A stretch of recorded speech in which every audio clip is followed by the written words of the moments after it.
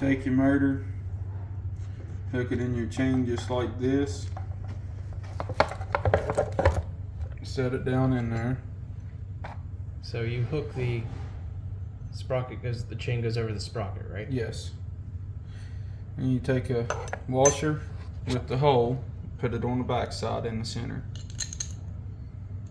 And you take your other washer without the hole in the center, put it on the front side, put it through the bottom hole on each washer.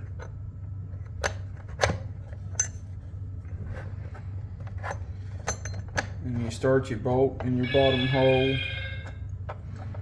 of the motor, tighten it down,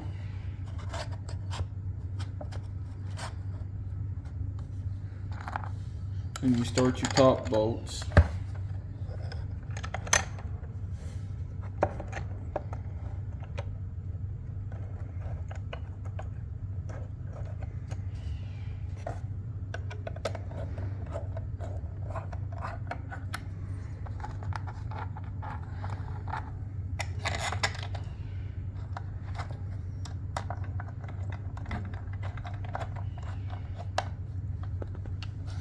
Adjust your motor up just a little bit to where your chain's just not tight but not loose. And you tighten everything down.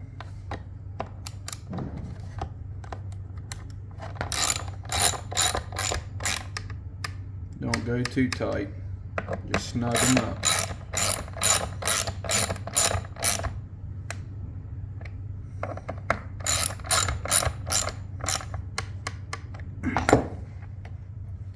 Take your black wire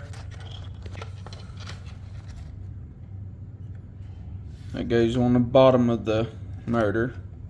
Take your green wire that goes on the top.